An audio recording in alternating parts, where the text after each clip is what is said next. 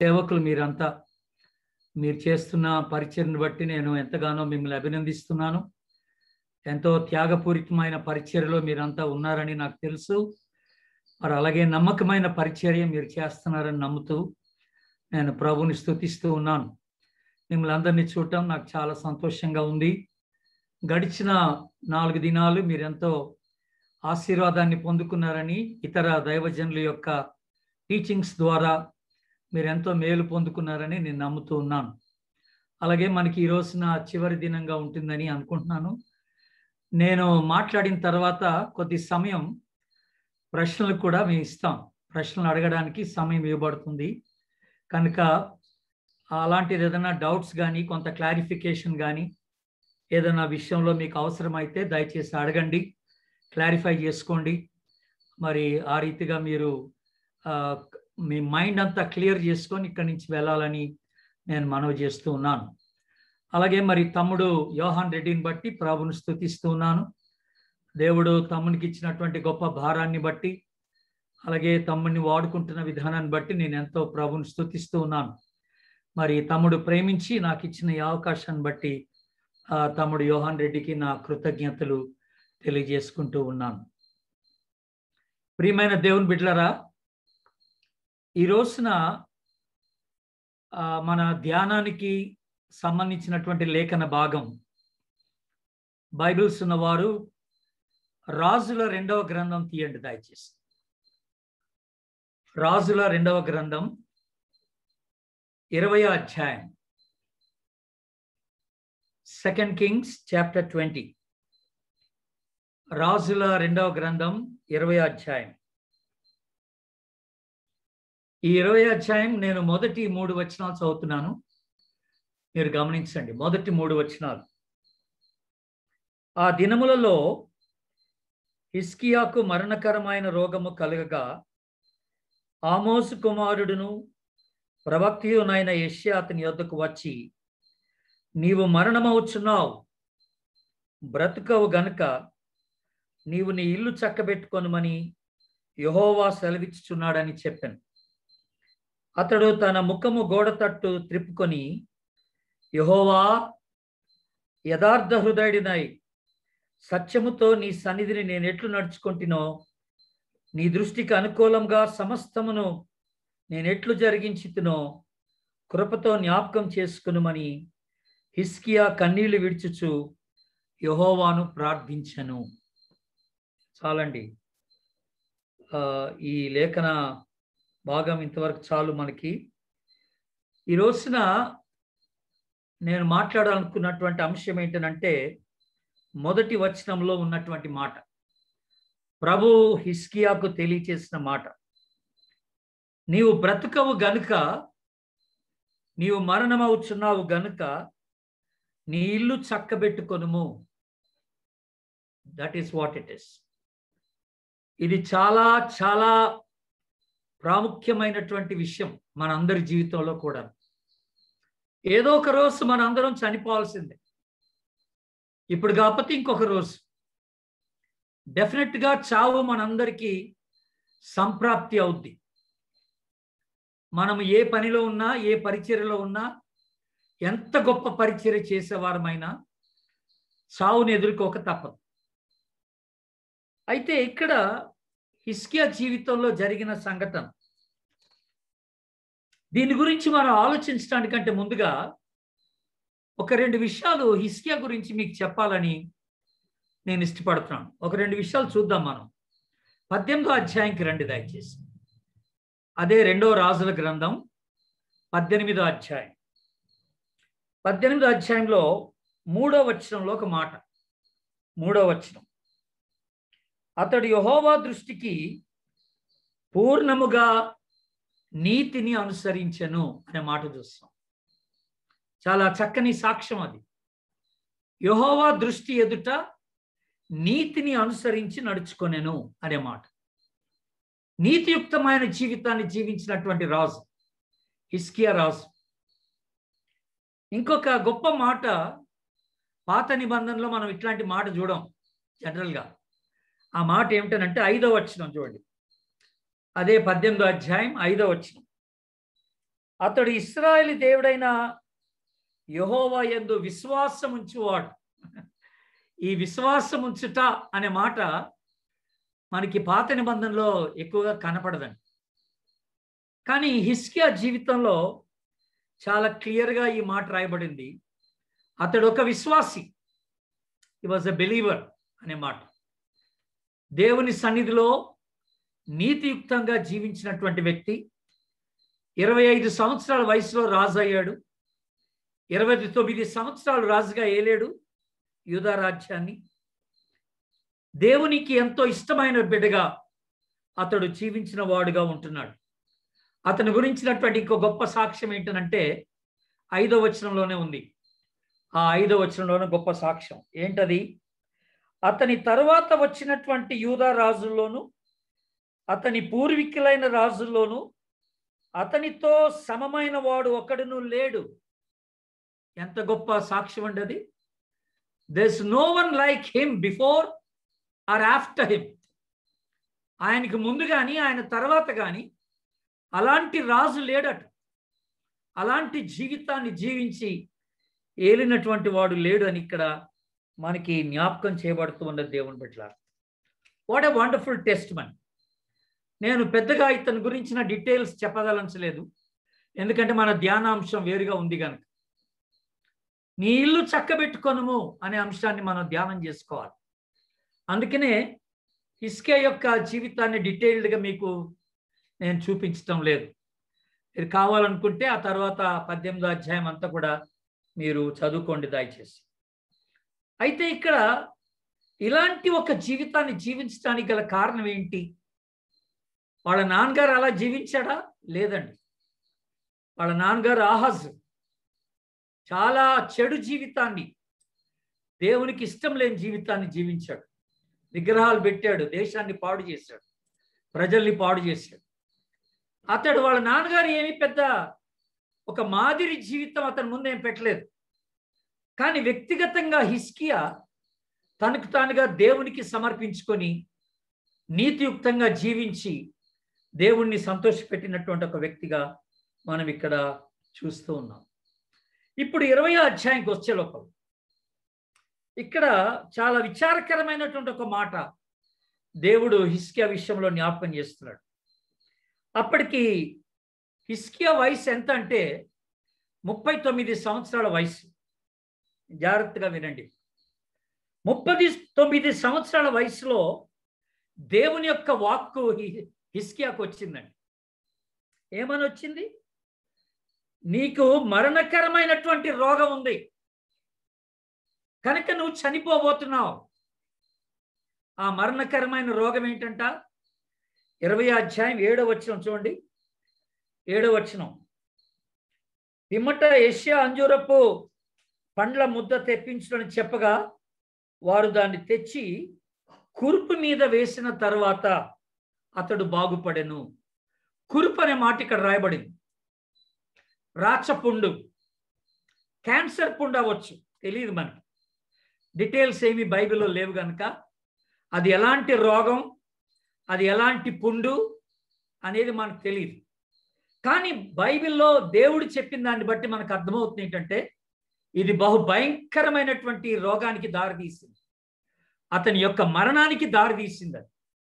అందుకనే దేవుడు యెషయా ప్రవక్తను పంపించాడు. పంపించి నువ్వు మరణమవుతున్నావు అని చెప్పాడు. నేను ఈ మాట చదువుతున్నప్పుడు నాకు చాలా సంతోషం వేస్తుంది. ఎందుకో తెలుసా దేవుని బిడ్డలారా? ఈ రోజున మనం గమనిస్తే చాలామంది కోవిడ్ చేత బాధపడుతున్నటువంటి వారు ఈరోజు కోవిడ్ వస్తుంది, తెల్లవారికి ఉండలేరు. కొంతమంది చనిపోతున్నారు 2వ రోజుకే, 3వ రోజుకే చనిపోతున్నారు.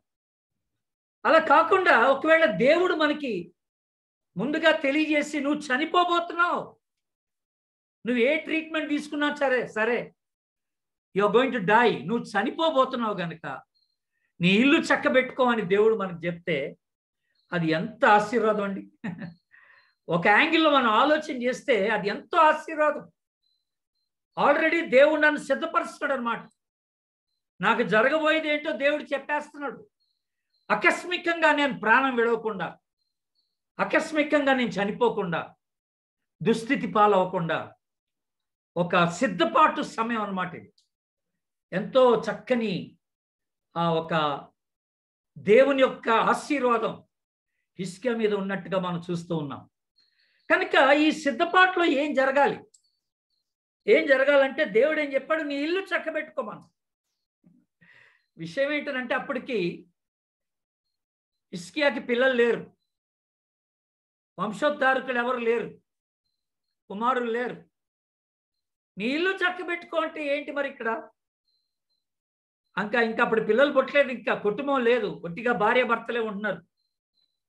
కాకపోతే ఆ టైంలో మనం గుర్తుపెట్టుకోవాల్సింది ఏంటంటే తాత్కాలికమైన నిత్యమైనటువంటి వాటి విషయమై నువ్వు జాగ్రత్త వహించాలంటున్నాడు అన్నమాట. నువ్వు సరి చేసుకోవాలా. నీ ప్రజలు, ఇప్పుడు నువ్వు రాజు గనుక నీ ప్రజలకి చివరి మాట లేదని ఉంటే చెప్పేయాలి. నువ్వు చేయగలిగిన చివరి పని లేదని ఉంటే ఆయా మంత్రులకు చెప్పి ఆ పనులని చేయగలగాలి. నీ ప్రజలకి ఏది అవసరమో అది నువ్వు చేస్తే మంచిదని దాని అర్థం అన్నమాట. తన ఇంట్లో ఉన్న పిల్లలు ఎవరు లేరు కనుక వాళ్ళని ఎలాగో సిద్ధపరిచే అవకాశం లేదు, ఇక్కడ తనకి లేదు.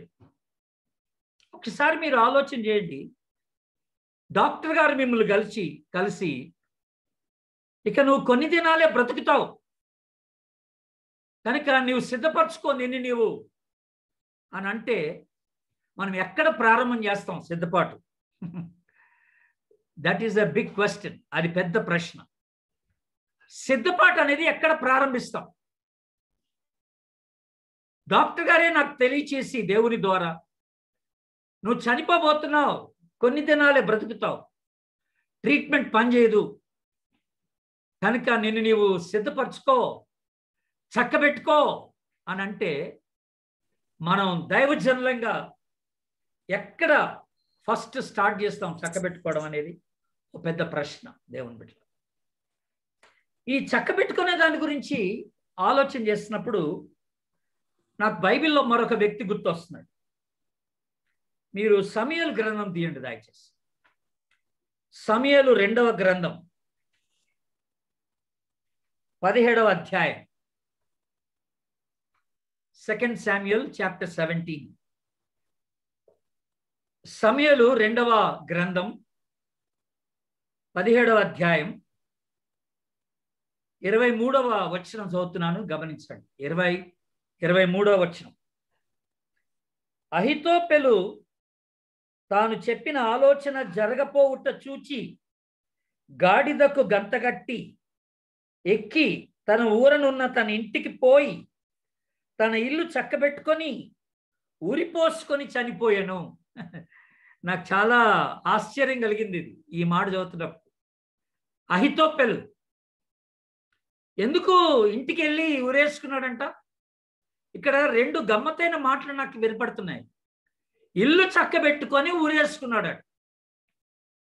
ఇల్లు చక్కబెట్టుకున్న తర్వాత ఊరేసుకోవాల్సిన అవసరం ఏముంది? ఇల్లు సరి చేసుకున్న తర్వాత సంతోషంగా ప్రాణాన్ని విడవాలి కదా, సంతోషంగా దేవుని సమయం కొరకు ఎదురు చూడాలి కదా. ఊరేసుకోవాల్సిన అవసరం ఉంది? నువ్వు ఊరేసుకొని చనిపోతున్నావంటే నీకు నువ్వుగా సిద్ధపడట్లేదు అన్నమాట. అది సిద్ధపాటు అనబడదు, అది చక్కబెట్టుకోవడం అనబడదు. మరి ఇక్కడ ఆయన ఇల్లు చక్కబెట్టుకున్నాడంటే ఏం పెట్టుకున్నాడో నాకు అర్థం కావడం లేదు. ఇక్కడ జరిగిందల్లా ఒక చిన్న సమస్య. తానిచ్చిన సలహా ఇక్కడ అబ్షలోము వీళ్ళు పాటించలేదట, అంతే. ఆ సలహా పాటించినందుకే, తానిచ్చిన సలహా పాటించినందుకు అవమానంగా ఫీల్ అయిపోయి అహితోపెలు ఇంటికెళ్ళి ఇల్లు చక్కబెట్టుకొని ఊరేసుకున్నాడు అని ఉంది. ఇల్లు చక్కబెట్టుకోవటం అంటే ఇల్లంతా ఊడిచాడా? ఇల్లంతా ఊడ్చిపెట్టుకున్నాడా ఏంటి? ఏం చేశాడు నాకు తెలియదు. చక్కబెట్టుకోవడం అంటే అది కాదు. నువ్వు ఆత్మహత్య చేసుకుంటే ఉపయోగం ఏముంది? నువ్వు నరకానికి వెళ్ళిపోతావు కదా, నువ్వు నరకానికి వెళ్ళిపోతావు. ఎప్పుడైతే దేవుడు హిజ్కియాతో నువ్వు చనిపోబోతున్నావని చెప్పాడో హిజ్కియా ఏం చేశాడండి? ఇప్పుడు మీరు 20వ అధ్యాయానికి రండి. 2వ రాజులు 20వ అధ్యాయం 20వ అధ్యాయంలో 2వ వచనం చదువుతున్నాను, గమనించండి. అతడు తన ముఖము గోడ తట్టు త్రిప్పుకొని చాలా అద్భుతమైన మాట ఇది. ఎప్పుడైతే ఈ వార్త యెషయా నుండి విన్నాడో, ప్రవక్త అయిన యెషయా ద్వారా నువ్వు చనిపోబోతున్నావన్న వార్త విన్నాడో, వెంటనే హిజ్కియా చేసిన పని ఏంటంటే ఇక ఎవరిని చూడాలని ఇష్టపడలేదు. ఆయన తన ముఖం ఎవరికి చూపించడానికి ఇష్టపడలేదు. అతడు గోడ తట్టు తన ముఖం తిప్పుకొని ప్రార్థన చేశాడు. గోడ తట్టు తిప్పుకున్నాడు అంటే అర్థం ఏంటంటే లోకం వైపు కాదని, మనుషుల వైపు కాదని, తన పరిస్థితుల వైపు చూడలేదని, తాను ఎక్కడ దృష్టి పెట్టాడంటే దేవుని మీద దృష్టి పెట్టాడు. దేవుని మీద దృష్టి ఉంచి దేవుని సన్నిధిలో ప్రార్థన చేయడం మొదలెట్టు. ఆశ్చర్యం ఏంటంటే దేవుని బిడ్డలారా, హిజ్కియా బ్రతికించమని ప్రార్థన చేయలే, స్వస్థపరచమని ప్రార్థన చేయలే. మీరు గమనించారో లేదో, ఆయన ఆ ప్రార్థన చేయలేదు. అసలు దేవా నన్ను వెంటనే ముట్టి స్వస్థపరచమని అనలేదు, నా ఆయుష్ని పెంచమని అడగలేదు. మరి ఇంతకీ హిజ్కియా చేసిన ప్రార్థన ఏంటి? ఒక అద్భుతమైన ప్రార్థన చేశాడు. 3వ వచనం, యథార్థ హృదయుడునై సత్యముతో నేను ఎట్లు నడుచుకుంటునో, నీ దృష్టికి అనుకూలంగా నేను ఎట్లు జరిగించితినో. అసలు ఈ మాటలు గమనించండి, ఒక్కసారి జ్ఞాపకం చేసుకోమంటున్నాడు ప్రభువుని. నేను యథార్థ హృదయుడునై అంటే నా హృదయం ఎప్పుడు కూడా పరిశుద్ధంగా కాపాడుకున్నాను. నేను ఐ కెప్ట్ ఇట్ హోలీ, పరిశుద్ధంగానే ఉంచుకున్నాను, సత్యంగా ఉంచుకున్నాను, నేను సత్యంగా నడుచుకున్నాను. నువ్వు నాకు అప్పగించిన పనిని నమ్మకంగా చేశాను ప్రభువా. నీ దృష్టికి అనుకూలంగా నేను ఎట్లు పని జరిగించితినో నువ్వు ఒకసారి జ్ఞాపకం చేసుకోమంటాడు. దేవుని దాసులరా, నేను ఈ ప్రశ్న అడగాలనుకుంటున్నాను. ఇక్కడ ఈ ప్రార్థనలో మనకు కనపడుతుంది ఏంటంటే, స్వపరీక్ష చేసుకుంటూ హిజ్కియా ప్రార్థన చేశాడు. ఇంగ్లీష్లో ఏమంటామంటే ఇంట్రాస్పెక్షన్ అంటాం అన్నమాట. మనల్ని మనం చూసుకోవడం అన్నమాట. మన జీవితాన్ని చూసుకోవడం ఒకసారి, మన జీవితాన్ని పరిశీలన చేసుకోవడం అన్నమాట ఒకసారి. కనుక ఎంత ధైర్యం ఉంటే, ఎంత నమ్మకమైన పరిచర్య చేస్తుంటే హిజ్కియా ఇలాంటి ప్రార్థన చేస్తుంటాడో మీరు అర్థం చేసుకోండి కదా. నేను ఎంత యథార్థ హృదయుడనై నీ ఎదుట ఉంటినో జ్ఞాపకం చేసుకోమంటున్నాడు. నేను ఎలాగా సత్యంతో జీవించానో జ్ఞాపకం చేసుకోమంటాడు. ఈరోజు మనకి ఆ దమ్ముందని అడుగుతున్నాను నేను అలాంటి ప్రార్థన చేయడానికి. దేవా, నువ్వు నాకు ఇచ్చిన ఈ పరిచర్య నేను ఎంత నమ్మకంగా చేశానో నీకు తెలుసు ప్రభువా. వాక్యాన్ని ఎంత నమ్మకంగా సిద్ధపడి నా ప్రజలకి నేను అందించానో నీకు తెలుసు ప్రభువా. ఎంత నమ్మకంగా నేను నా ప్రజల కొరకు ప్రార్థనలు కనిపెడుతూ వచ్చానో నీకు తెలుసు ప్రభువా. నేను ఎలాగా నిన్ను వెంబడిస్తున్నానో, ఎలాగ నిన్ను సంతోషపెడుతున్నానో నీకు తెలుసు ప్రభువా. ఇట్లాంటి ప్రార్థన మనం చేయగలమండి? చేయగలమా? ఆ స్థితి ఉందా మనలో? ఈ రోజు నువ్వు చనిపోతున్నావంటే హిజ్కియా బతికించమనలేదు. నేను ఎక్కడా పొరపాటు చేయలేదు అంటున్నాడు. నేను ఎక్కడా నిన్ను ఆయాస పెట్టలేదు అంటున్నాడు. నేను నీకు యథార్థ హృదయుడనై నీ ఎదుట సత్యముతో నడుచుకుంటుంది ప్రభువా. నీ దృష్టికి అనుకూలంగా నడుచుకున్నాను ప్రభువా, నన్ను జ్ఞాపకం చేసుకోమన్నాడు. ఆ ప్రార్థన దేవుని యొక్క హృదయాన్ని కరిగించింది. విషయం ఏంటంటే అద్భుతం. యెషయా వచ్చాడు, హిజ్కియాతో ఈ మాట చెప్పాడు, నువ్వు చనిపోబోతున్నావు, నీ ఇల్లు చక్కబెట్టుకోమన్నాడు. యెషయా బయటికి వెళ్ళిపోయాడు. రాజుగారి ఆ ఇంట్లో నుంచి బయటికి వెళ్ళిపోయాడు. ఈ బయటికి వెళ్ళంగానే హిజ్కియా ఏం చేశాడు? గోడ తట్టి తిరిగి ఈ ప్రార్థన చేశాడు. 3వ వచనంలో మనం చూస్తున్న మాట ప్రార్థన చేశాడు. ఒక్క ఒక నిమిషమే ఆ ప్రార్థన. ఈ లోపల యెషయా బయట గేట్ వరకు వెళ్ళి ఉండొచ్చు, గేట్ దాకా వెళ్ళి ఉండొచ్చు. వెంటనే దేవుడు యెషయాను రమ్మన్నాడు మళ్ళీ వెనక్కి. వెనక్కి పిలిచాడు. వెనక్కి పిలిచామన్నాడు, నువ్వు మళ్ళీ వెళ్ళమన్నాడు వెనక్కి. వీళ్ళు ఏం చేయమన్నాడు చూడండి దేవుని బిడ్డలారా. 5వ వచనం. నీవు తిరిగి నా ప్రజలకు అధిపతి అయిన హిజ్కియా వద్దకు పోయి, యెషయాతో అంటున్నాడు దేవుడు, నీ పితరుడైన దావీదునకు దేవుడగు యెహోవా నీవు సెలవిచ్చినదేమనగా, నీవు కన్నీళ్లు విడుచుట నేను చూచి తిని నీ ప్రార్థన నేను అంగీకరించున్నాను. నేను నిన్ను బాగు చేసేదను. 3వ దినమున నీవు యెహోవా మందిరంలోకి ఎక్కిపోవుదువు. ఇంకా 15 సంవత్సరములు ఆయుష్ను నీకు ఇచ్చేదను. దేవునికి స్తోత్రం. దేవుడు డిసైడ్ చేసుకున్నాడు బాగు చేయాలని. హిజ్కియా అడగలేదు బాగు చేయమని, స్వస్థపరచమని అడగలేదు, ఆయుష్ పెంచమని హిజ్కియా అడగలేదండి. దేవుడే డిసైడ్ చేసుకున్నాడట. హిజ్కియా యొక్క యథార్థమైనటువంటి పరిచర్యను చూసి, యథార్థమైన సేవ, యథార్థమైన జీవితాన్ని గమనించి, ఎప్పుడైతే ప్రజలు విరిగి నలిగిన హృదయంతో దేవుని సన్నిధిలో ప్రార్థన చేస్తారో, దేవుడు అట్టి ప్రార్థన ఆలకించి వారి పట్ల కనికరాన్ని చూపిస్తాడు. దేవుని బిడ్డలారా, ఇప్పుడు ఎందుకు ఇంతగా కన్నీళ్లు విడుస్తూ ప్రార్థన చేశాడు హిజ్కియా? నేను చెప్పాను, హిజ్కియాకి అప్పుడు వయసు ఎంత? 39 సంవత్సరాలు. 39 సంవత్సరాలు. ఒక చిన్న మాట మీకు జ్ఞాపకం చేస్తాను. సమూయేలు గ్రంథం మొదటి గ్రంథం తీయండి. సమూయేలు మొదటి గ్రంథం 2వ అధ్యాయం. 2వ అధ్యాయం 31 నుండి చదువుతున్నాను, గమనించండి. 31 నుండి. మొదటి సమూయేలు 2వ అధ్యాయం 31వ వచనం.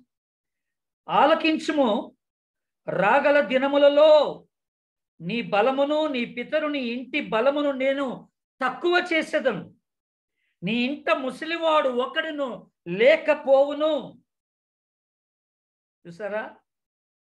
మళ్ళీ 32వ వచనం, ఆ లాస్ట్ భాగాన్ని మీరు గమనిస్తే, ఎప్పటికీ నీ ఇంట ముసలివాడు ఉండడు. 33వ వచనం, నా బలిపీఠంలో దేవుడును ఉండకుండా నేను అందరినీ నశింప చేయక విడిచివాడను గనుక అది నీ కన్నులు క్షీణించుటకును నీవు దుఃఖము చేత క్షయమగుటకును సాధమగును. నీ సంతానపు వారందరూ వయక్కాలమందు మరణమవుదురు. వయక్కాలమందు మరణమవుదురు. ముసలివాడొక్కడును ఉండడు. 39 సంవత్సరాల వయసులో చనిపోతున్నానంటే అర్థం ఏంటంటే అది శాపానికి గుర్తు అన్నమాట. ఆ దినాల్లో పాత నిబంధనలో మనం ఆశీర్వాదానికి సూచన ఏంటో తెలుసా అండి? దీర్ఘాయు. దేవుడు దీర్ఘాయువు చేత ప్రజల్ని ఆస్వాదించాడు. ఎక్కువ కాలం బ్రతకటం పాత నిబంధన కాలంలో ఆశీర్వాదానికి సూచన. యవన కాలమందు 39 సంవత్సరాల వయసులో చనిపోతున్నాడు అంటే అది శాపానికి గుర్తు అన్నమాట ఒక రీతిగా. కనుక అట్లాంటి ఒక శాపగ్రస్తమైన ఆ స్థితిని చూడటానికి ఇష్టపడలేదు హిజ్కియా. అందుకనే ప్రార్థన చేశాడు, కన్నీళ్లతో ప్రార్థన చేశాడు. కానీ వయసు పొడిగించమని అడగలేదు, స్వస్థపరచమని అడగలేదు. తాను దేవుని ఎదుట ఎలా నడుచుకున్నాడో అది దేవునికి తెలియజేశాడు. అంతవరకు దేవుని బిడ్డలారా, మరొక విషయాన్ని నేను మీకు ఈ రోజున తెలియచేయాలని ఇష్టపడుతున్నాను. లేవియ కాండం తీయండి దయచేసి. లేవియ కాండం 14వ అధ్యాయం. 14వ అధ్యాయం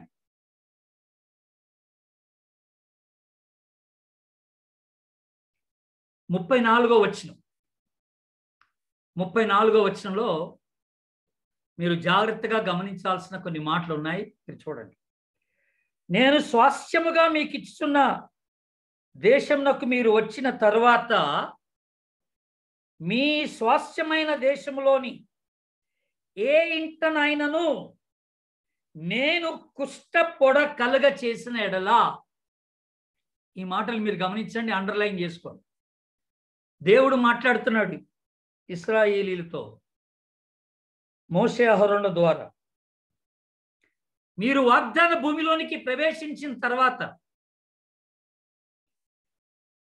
ఏ ఇంటనైనను నేను కుష్ఠపొడ కలుగ చేసిన ఎడల, అంటే అర్థం ఏంటి? దేవుడే కలుగ చేస్తాడంట కుష్ఠపొడ.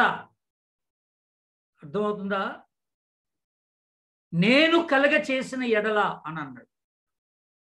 కొన్నిసార్లు కావాలని దేవుడు కొన్ని ప్రతికూలమైన పరిస్థితుల్ని మన జీవితంలో కలగజేస్తాడు. అలాంటి ఒక ప్రతికూలమైన పరిస్థితుల్లో భాగంగా ఈ రోజున మనం చూసేది ఏంటంటే కోవిడ్ అన్నమాట. ఇది దేవుడు ఏర్పాటు చేసిందే, ఎవడు దీన్ని ఆపలేడు, దేవుడు ఒక్కడే ఆపగలడు. ప్రపంచం మొత్తంలో దేవుడు అనుమతింపజేస్తున్నాడు దీన్ని. అలాగా దేవుడు మాత్రమే దీన్ని ఆపగలడు, ఇంకెవరు ఆపలేరు. కావాలని అనుమతింపజేస్తున్నాడు దేవుడు.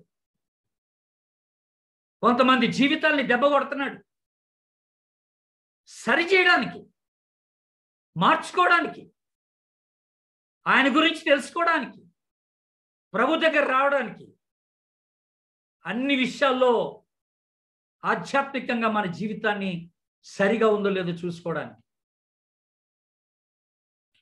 ఇక్కడ ఈ మాట రాయబడి ఉంది. కుష్ఠపొడ కలగజేస్తే ఏం చేయమన్నాడు తెలుసా? 36వ వచనం చూడండి, 14వ అధ్యాయం లేవియాకాండం 36వ వచనం. అప్పుడు ఆ ఇంటన్నది యావత్తును అపవిత్రము కాకుండానట్లు యాజకుడు ఆ కుష్ఠపొడను చూచుటకు రాకమునుపు అతడు ఆ ఇల్లు వట్టిదిగాను చేయ ఆజ్ఞాపింపవలెను. వెంటనే ఆ వ్యక్తి ఏం చేయాలట? కుష్ఠపొడ ఆ ఇంట్లో కనపడితే ఇల్లు ఖాళీ చేసేయాలన్నాడు. యాజకుడిని పిలిపియాలా, యాజకుడు వచ్చే లోపల ఇల్లు మొత్తం ఖాళీ చేసేయాలన్నాడు. ఖాళీ చేశాడు. యాజకుడు మాత్రం ఆ ఇంట్లోకి వెళ్ళాలట. ఆ గోడల మీద కనపడుతుందట దాని సారలు. 7 రోజులు. 38వ వచనం చూడండి, 38వ వచనం. యాజకుడు ఆ ఇంట నుండి ఇంటి వాకిటికి బయలు వెళ్ళి ఆ ఇల్లు 7 దినములు మూసి ఉంచవలను. ఆ తర్వాత ఏం చేయాలా? 40-41వ వచనం. అప్పుడు అతడు ఆ ఇంటి లోపల చుట్టూ గోడలను గీయింపవలను, అంటే చెక్కేయాల, సున్నమంతా చెక్కేయాల, ఆ సిమెంట్ అంతా చెక్కి పడేయాల. వారు గీసిన పెళ్ళులను ఊరి వెలుపలనున్న అపవిత్ర స్థలమునకు పోయి అక్కడ పారివేయవలను. ఎంత శుద్ధీకరణ ఆ ఇంట్లో అవసరమై ఉందో చూడండి ఒకసారి. కుష్ఠపొడ వచ్చినందుకు ఒక వ్యక్తికి ఇల్లు మొత్తం ఖాళీ చేసి గోడలన్నీ చెక్కించేసి మళ్ళీ ఫ్రెష్గా ఆ గోడల్లో ఉన్నటువంటి ఈవెన్ ఆ రాళ్లను కూడా మార్పిచ్చేస్తున్నాడు. రాళ్లను కూడా. 45వ వచనం చూడండి, 45వ వచనం. కాబట్టి అతడు ఇంటి దాని రాళ్లను కర్రలను సున్నమంతటిని పడగొట్టించి ఊరి వెలుపలనున్న అపవిత్ర స్థలమునకు వాటిని మోయించి పారబోయింపవలెను. రాళ్లను, సిమెంట్ను, టింబరు, కర్ర, ఎట్లాంటి కర్ర మనం వాడినా కూడా ఆ యొక్క రూఫ్కి, కప్పుకి మొత్తం తీసిపడేయాలి. తీసిపడేసి శుద్ధి చేయాలి. 48-49 వచనాలు. యాజకుడు వచ్చి లోపల ప్రవేశించి చూచినప్పుడు ఆ ఇంటికి అడుసు వేసిన తర్వాత ఆ పొడ ఇంటిలో వ్యాపింపకపోయిన యెడల పొడ బాగుపడను గనక ఆ ఇల్లు పవిత్రమని యాజకుడు నిర్ణయింపవలెను. అప్పుడు ఏం చేయాలి? అతడు పాప పరిహారార్థ బలి అర్పించుటకు అతడు 2 పక్షులను, దేవదారు కర్రను, రక్త వర్ణపు నూలును, హిస్సోపును తీసుకుని వచ్చి పారు నీటి పైన మంటి పాత్రలో ఆ పక్షులలో ఒకదాన్ని వధింపవలెను. పక్షి యొక్క రక్తము ప్రోక్షింపవలెను. రక్త ప్రోక్షణ, అటోన్మెంట్, ప్రాయశ్చిత్తం జరగాలట ఆ ఇంట్లో. దేవుడే కుష్ఠపొడ కలగ చేస్తే ఎంటైర్ ఇల్లంతా కూడా శుద్ధి చేయబడాలన్నాడు. ప్రతి వాడబడిన ప్రతి వస్తువు మార్చబడాల, శుద్ధి చేయబడాల, అపవిత్రమైంది ప్రతిదీ తీసిపడేయాలన్నాడు. ఈరోజు కూడా ఇల్లు చక్క పెట్టుకోవడం అంటే అదేనండో. దేవునికి ఆయాస్కరమైనది ఏదైనా ఉంటే చూసుకోవాలా. లోక సంబంధమైన ఆశయాలు ఏమైనా ఉంటే తీసేసుకోవాలా. పాప సంబంధమైన కోరికలు, పాపానికి అప్పగింపబడి బానిసలైపోయి జీవిస్తున్నటువంటి అలాంటి అలవాట్లు ఏదన్నా ఉంటే, దేవునికి ఇష్టం లేని అపవిత్రమైన ప్రతిదీ మన జీవితాన్ని నుండి మనం తొలగించుకోవాలా. మన ఇల్లు చక్కబెట్టుకోవాలి. పిల్లల్ని, మనవల్ని, మనవరాళ్ళని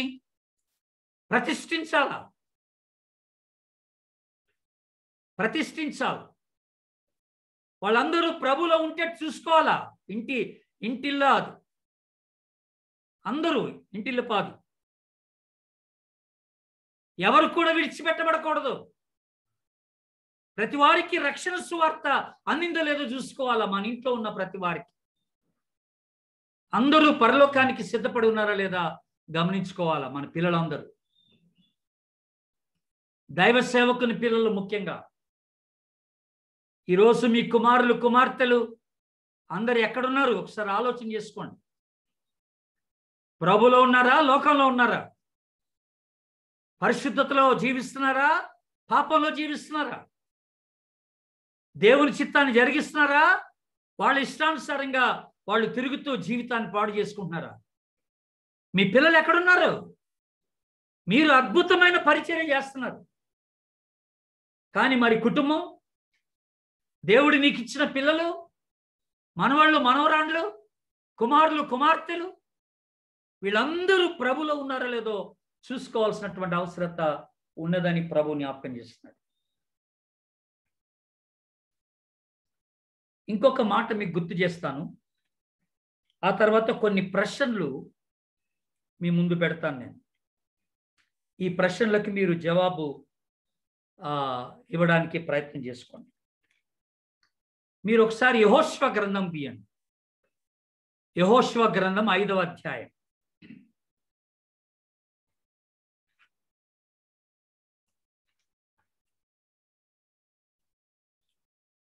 యెహోషువ గ్రంథం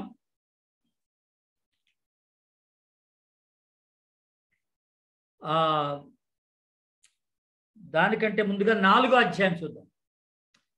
యెహోషువ గ్రంథం 4వ అధ్యాయం. 4వ అధ్యాయం 5వ వచనం నుండి. యొర్దాను నడుమునున్న మీ దేవుడైన యెహోవా మందసం ఎదుట దాటిపోయి ఇశ్రాయేలు గోత్రములు లెక్క చొప్పున ప్రతివాడు ఒక్కొక్క రాతిని తన భుజం మీద పెట్టుకొని తేవలను. ఇక మీదట మీ కుమారులు ఈ రాళ్ళు ఎందుకని అడిగినప్పుడు మీరు యెహోవా మందసం ఎదుట యొర్దాను నీళ్లు ఏకరాశిగా ఆపబడెను. అది యొర్దాను దాటుచుండగా యొర్దాను నీళ్లు ఆపబడెను గనుక ఈ రాళ్ళు చిరకాలము వరకు ఇశ్రాయేలీలకు జ్ఞాపకార్థముగా ఉండునని వారితో చెప్పవలెను. మీరు గమనించండి దేవుని బిడ్డలారా, మీరు గమనించండి. వీళ్ళు యొర్దాను దాటి వెళ్తున్నప్పుడు దేవుడు ఒక మాట చెప్పాడు, ఆ యొర్దాను నదిలో నుండి ఒక్కొక్క గోత్రానికి ఒక్కొక్క రాయి మీరు భుజం మీద పెట్టుకుని అవతలికి వెళ్ళాలన్నాడు. 12 గోత్రాలకి 12 రాళ్ళు. అవతలికి వెళ్ళి ఆ రాళ్ళు నిలబెట్టాలి. పెద్ద రాళ్ళు అన్నమాట.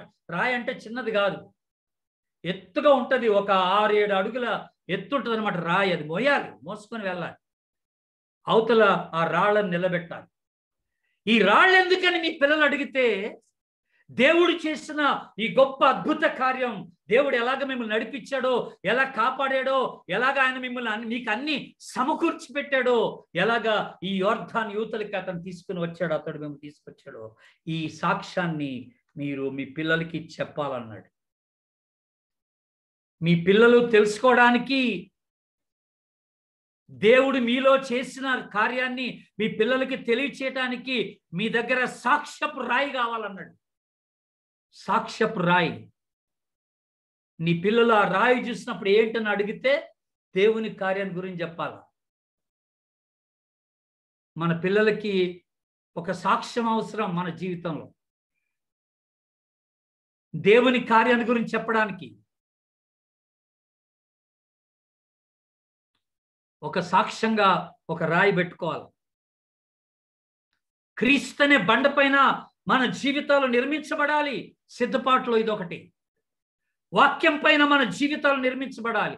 విశ్వాసం పైన మన జీవితాలు నిర్మించబడాలి. చక్కబెట్టుకోవడం అంటే అదే. పిల్లల్ని సిద్ధపరచాలి, రక్షణలోకి తీసుకురావాలి.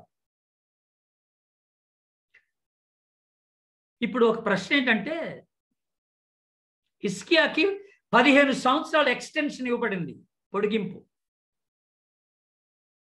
దేవుడు నీకు 15 సంవత్సరాలు ఇస్తే, దేవుడు నీకు ఒక 15 నెలలు ఆయుష్ పెంచితే, 15 రోజులు ఆయుష్ పెంచితే,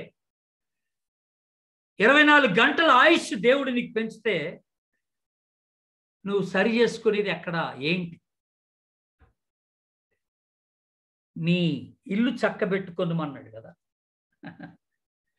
నేను నీ ఇల్లు చక్కబెట్టుకోమన్నప్పుడు నేను ఇంకొకటి రాసుకున్నాను ఇక్కడ. అదేంటనంటే, చక్కగా లేనిది ఏంటని,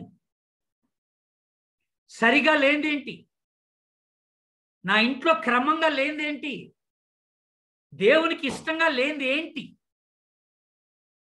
అవుట్ ఆఫ్ ఆర్డర్లో ఉంది ఏంటి, అసలు అవుట్ ఆఫ్ ఆర్డర్. దేవునికి ఇష్టం లేకుండా, సరిగా లేకుండా ఉన్నది ఏంటి అనేది ఆలోచన చేయడం ఎంతైనా మంచిది. దేవుని బిడ్డలరా, ఒక 8 ప్రశ్నలు వేస్తాను ముగింపులో. ఆ ప్రశ్నలు ఒకసారి జాగ్రత్తగా మీరు గమనించండి. ఒక 8 ప్రశ్నలు రాసి పెట్టాను. మీ గృహంలో, మీ ఇంట్లో దేవుని వాక్యానికి ఎంత స్థానం ఉంది? ఇది మొదటి ప్రశ్న. మనం చక్కబెట్టుకునేటప్పుడు జ్ఞాపకం పెట్టుకోవాల్సిన విషయాలు, ఇల్లు చక్కబెట్టుకునేటప్పుడు జ్ఞాపకం పెట్టుకోవాల్సిన విషయాలు. దేవుని వాక్యానికి మనం ఎంత స్థానాన్ని ఇవ్వగలుగుతున్నాం? ఇది మొదటి ప్రశ్న. రెండోది, కుటుంబ ప్రార్థనకు, ఆరాధనకు ఎంత ప్రాముఖ్యత మనం ఇవ్వగలుగుతున్నాం? దైవజనులంగా, పాస్టర్స్గా, సేవకులంగా ఎంతో బిజీగా సేవలో ఉంటున్నాం, బాగానే ఉంది. కానీ ఇంట్లో కుటుంబ ప్రార్థన ఉందా? మన పిల్లలు మనం కలిసి దేవుని సన్నిధిలో కొద్ది సమయం గడపగలుగుతున్నామా? ప్రశ్న.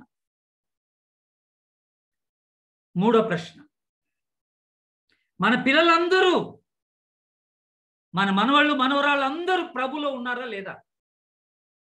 రక్షింపబడ్డారా లేదా? క్రీస్తులో వాళ్ళు కొనసాగుతున్నారా లేదా? ఇది ప్రశ్న. అలాంటిది ఏదైనా జరగకపోతే ఆ ఏరియాని వెంటనే మనం సెట్ చేయాలి. సాతానుడు మన ఇంట్లో పై చేయి కలిగి ఉన్నాడా? దేవునికి పై చేయి ఉందా మన ఇంట్లో? నాలుగో ప్రశ్న, సాతానుడు పై చేయి కలిగి ఉన్నాడా? దేవుడు పై చేయి కలిగి ఉన్నాడా?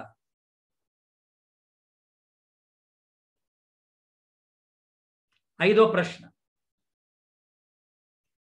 ఏ విషయాల్లో సాతానుడికి మనం చోటిస్తున్నాం మన ఇంట్లో?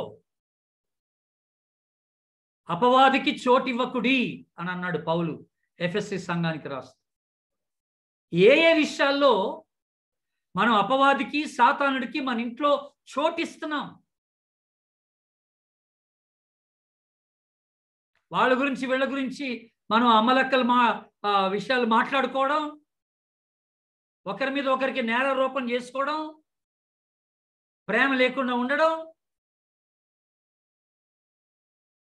సాక్ష్యాలు దెబ్బతీయడం, లేనిపోని కల్పించి చెప్పడం, ఇలాంటివి చాలా ఉంటాయి మన ఇళ్లలో. మన ఆధ్యాత్మిక జీవితాన్ని బలహీనపరుస్తాయి, ఎదుటి యొక్క వ్యక్తి యొక్క సాక్ష్యాన్ని కూడా దెబ్బతీసేయకుండా ఉంటాయి.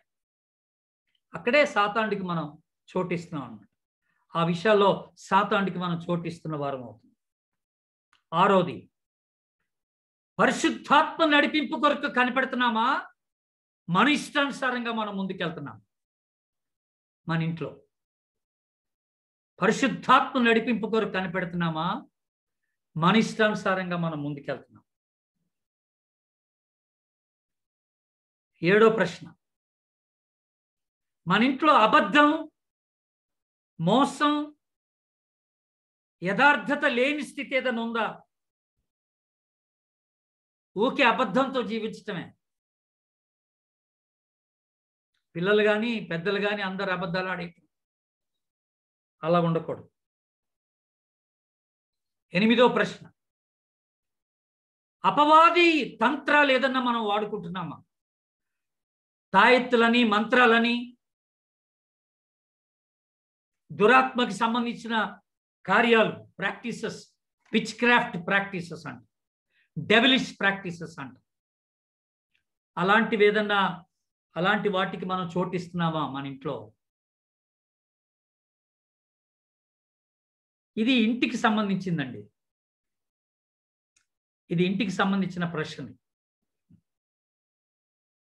చివరిగా సంఘానికి సంబంధించిన ప్రశ్నలు కొన్ని అడుగుతారు. నీ ఇల్లు చక్కబెట్టుకుంటే నీ సంఘము నీ ఆధ్యాత్మిక గృహం అన్నమాట. దేవుడు నీకు ఇచ్చిన సంఘం, ఇది ఆధ్యాత్మిక గృహం. ఆ ఇల్లు కూడా దేవుని ఇల్లు కూడా చక్కబెట్టుకోవాలి. నీ ఇల్లు చక్కబెట్టుకుంటే దేవుడు నీకు ఇచ్చిన ఇల్లు సంఘం. నువ్వు సంఘాన్ని కూడా చక్కబెట్టుకోవాలా, నీ పరిచర్యను కూడా చక్కబెట్టుకోవాలా. ఈ మధ్య మొన్ననే లాస్ట్ వీక్ 10 రోజులు అయిందేమో, వైజాగ్లో ఒక మంచి దైవజనుడు ఆయన చనిపోయారు.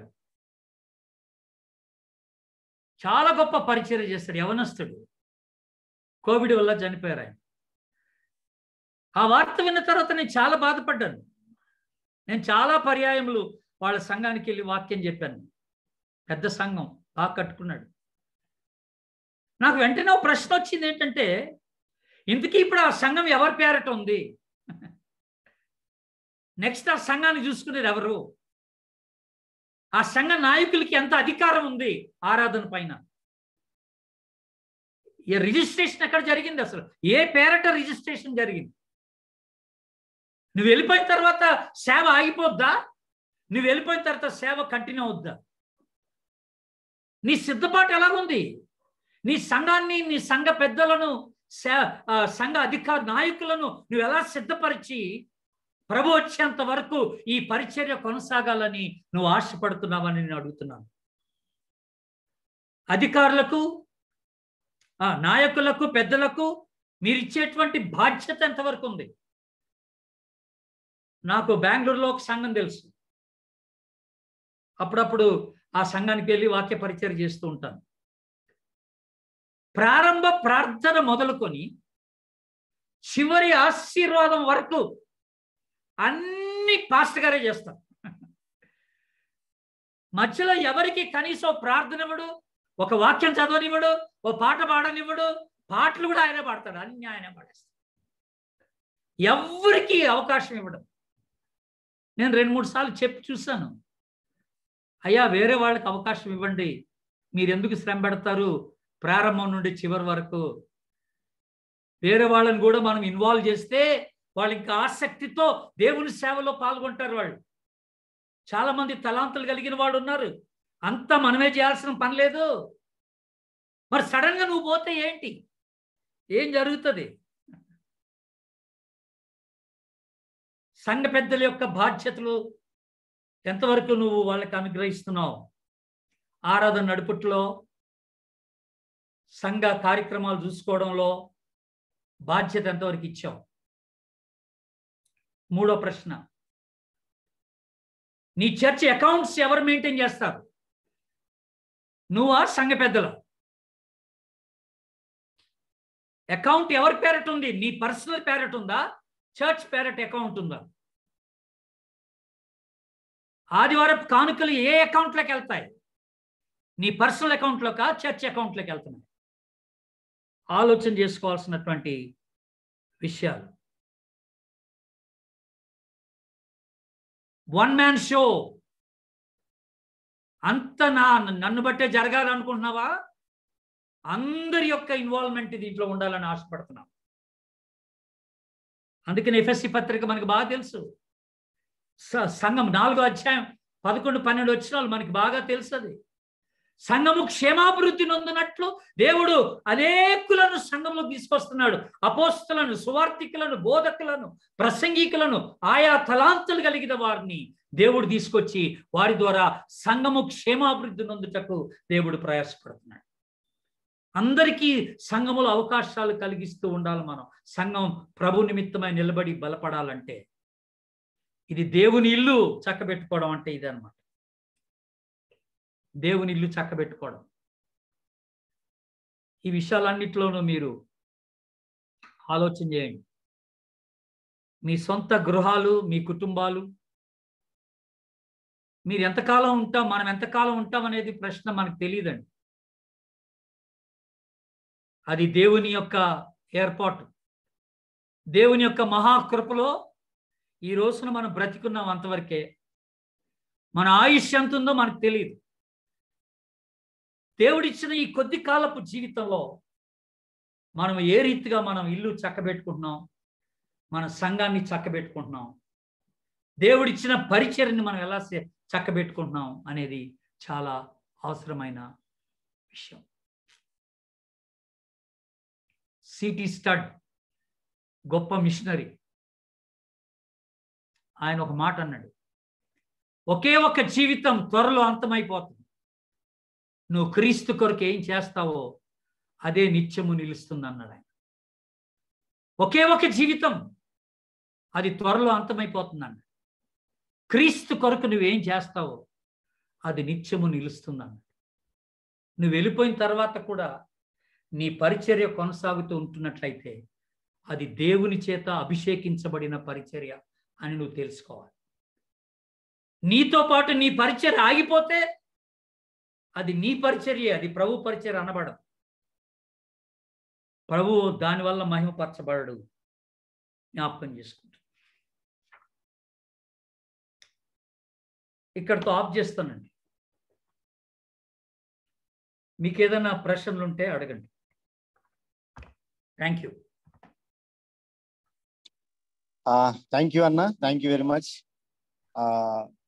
వాస్తవానికి జనన్నకు ఈ మధ్యలో కోవిడ్ నుంచి కోలుకొని వాక్యము చెప్పడానికి రావడం చాలా సంతోషం. అందుకే అన్న వాయిస్లో కొద్దిగా బలహీనంగా ఉన్నట్టు అనిపిస్తుంది. వాస్తవానికి జనన్న అద్భుతంగా వాయిస్తో వాక్యం చెప్పగలరు. అయినా దేవుని అద్భుతమైన కృప ద్వారా మన మధ్యలో ఉండి ఈ రీతిగా మనల్ని బలపరచడానికి దేవుడు వారికి ఇప్పిన కృపను బట్టి దేవుని స్తుతిస్తున్నాను. చాలా మంచి వర్తమానం మీరు అందించారు. మన మధ్యలో అన్న ఎడ్వర్డ్ అన్న ఉన్నాడు. ఎడ్వర్డ్ అన్న ఏమైనా యాడ్ చేసిన తర్వాత క్వశ్చన్ ఆన్సర్కి వెళ్దాము. ఎడ్వర్డ్ అన్న, ఎడ్వర్డ్ అన్న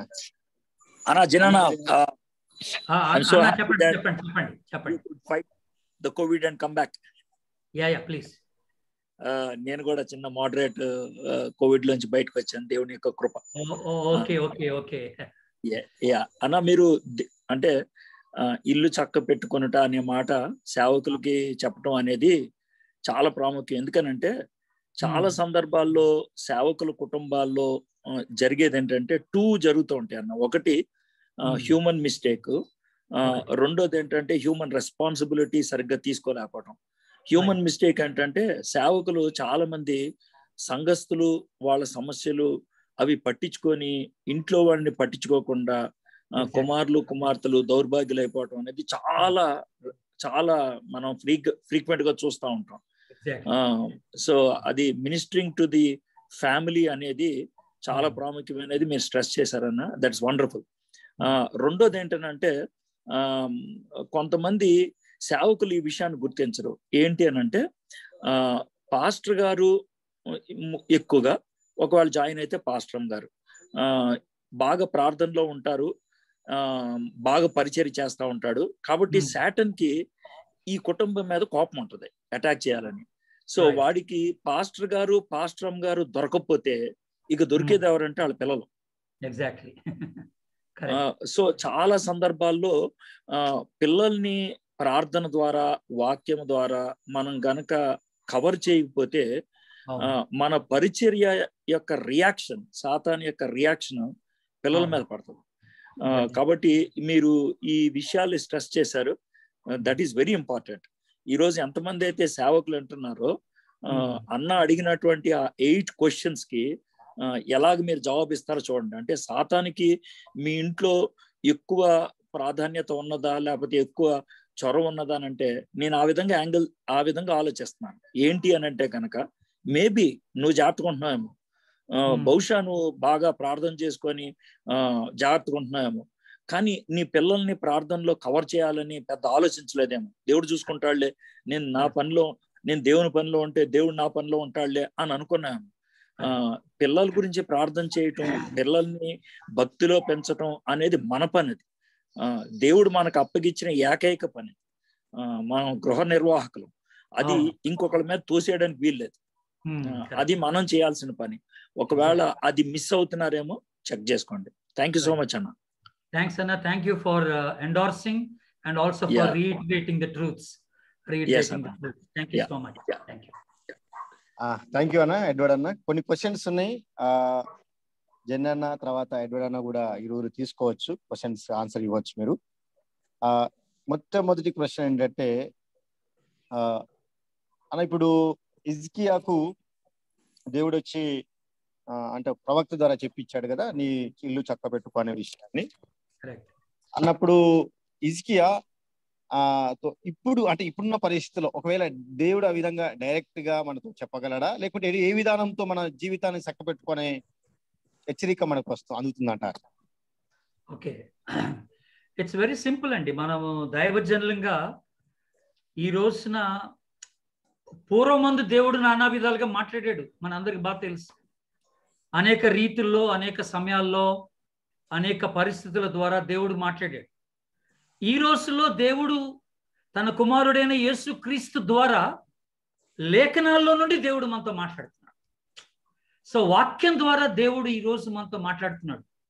దైవజనులంగా మన క్వైట్ టైం అంటే ఉదయకాలం ఏకాంతంగా మనం దేవునితో గడిపే సమయం ఏదైతే ఉందో ఆ సమయంలో దేవుడు మనకి అవసరమైన విషయాలన్నీ కూడా మనతో మాట్లాడుతూ వస్తాడు. కనుక క్వైట్ టైం అనేది చాలా ఇంపార్టెంట్ అండి మన జీవితం. దేవుడు ఏదో ఒక దర్శనం ద్వారా నాతో మాట్లాడాలి, ఏదో ఒక ప్రవక్త నా ఇంటికి పంపించాలని అనుకోవడం అది కరెక్ట్ కాదు. ఈ దినాలు దేవుడు వాక్యం ఇచ్చాడు. వాక్యాన్ని మనం ధ్యానిస్తున్నప్పుడు, పఠిస్తున్నప్పుడు the word speaks to us. వాక్యం మనతో మాట్లాడుతుంది, వాక్యం మనల్ని గద్దిస్తుంది, వాక్యం మనల్ని హెచ్చరిస్తుంది, వాక్యం మనలో ఉన్నటువంటి బలహీనతలు మనకి చూపించి మనల్ని సరి చేసుకోమని చెప్తా ఉంటుంది ఎప్పటికప్పుడే. దానికి ఒక పర్టికులర్ ఒక దర్శనము, దానికి ఒక పర్టికులర్ ఒక దినము అలాంటిది అవసరం లేదండి. ఎవ్రీ డే దేవుని యొక్క వాక్యం ద్వారా దేవుడు మనల్ని హెచ్చరిస్తూ మనల్ని సరి చేస్తూ ఉంటాడు. కనుక ఎప్పటికప్పుడు ఆయన ఇస్తున్నటువంటి ఆ హెచ్చరికలు మనం తీసుకొని సరి చేసుకుంటూ వెళ్తున్నట్లయితే అసలు మనకి ప్రాబ్లం అనేది ఉండదని నేను అనుకుంటున్నా. ఎనీథింగ్ ఎల్స్ ఎడ్వర్డ్ అన్న కెన్ యాడ్? అన్న అంటే సేవకులకి నేను చెప్పదలుచుకుంది ఏంటంటే, చాలా మంది ఒక పొరపాటు ఆలోచనలో ఉంటారు. ఏంటి ఆ పొరపాటు ఆలోచనలు అంటే, నేనే పాత నిబంధన కాలంలో ఉంటే దేవుడే నాతో డైరెక్ట్ గా మాట్లాడేవాడు, లేకపోతే ప్రవక్తను నా దగ్గర పంపించి కరెక్ట్ చేసేవాడు, నాకు పెద్ద బాధ ఉండేది కాదు, ఈ దేవుని వాక్యం చదివితే నాకైతే చక్కగా అర్థం అవ్వదు, ఇక వాళ్ళు వచ్చి డైరెక్ట్ గా నువ్వు ఇక్కడ తప్పు చేస్తున్నావు, ఇక్కడ పోతున్నావు, ఇక్కడ వెళ్ళొద్దు అని అంటే ఎంత హాయిగా ఉంటది నాకు, నేను పాత నిబంధనలో ఉంటే బాగుండేది అని అనుకుంటూ ఉంటారు. ఓకే, అయితే ఒక మాట చెప్తాను చూడండి.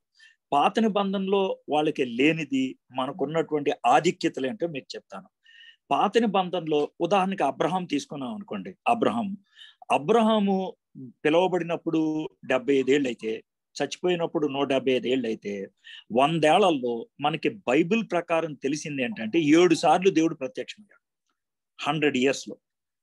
అంతే, 7 times. అంటే మనం ఏమనుకుంటా అంటే రోజు పొద్దునే దేవుడు వచ్చేస్తాడు ఆదాం దగ్గరికి ఏదైనా తోటలో ఉన్నట్లు అనుకుంటారు. నో, చాలా రేర్ గా ఈ ప్రత్యక్షతలు ఉండే. డైరెక్ట్ గా దేవుడు ఒక వ్యక్తితో మాట్లాడదలుచుకుంటే ప్రవక్త ద్వారా పంపించడం అంటే కనుక చాలా అప్పుడప్పుడు ప్రవక్తల ద్వారా మాట్లాడటం అనేది ఉండేది. అయితే దేవుడు ఎవరిని నీతిమంతులు అని ఎంపిక చేసుకునేవాడంటే, గుర్తుపెట్టుకోండి, వాళ్ళకి తెలిసిన దాన్ని వాళ్ళు పాటిస్తూ ఉంటే వాళ్ళు రైచస్ అయ్యారు. వాళ్ళకి తెలిసింది. 1వ క్లాస్ వాడు 1 నుంచి 100 దాకా పర్ఫెక్ట్ గా రాస్తే వాడికి 100 మార్కులు వస్తాయి. కానీ 5వ క్లాస్ వాడికి 1 నుంచి దాకా 100 రాశాను, నాకు 100 మార్కులు ఇవ్వమంటే 0 వేస్తావు. నువ్వు 5వ క్లాస్ వాడు కదా, 1 నుంచి 100 వేస్తే కనుక ఏంటన్నా. ఆ విషయం గుర్తుపెట్టుకోండి.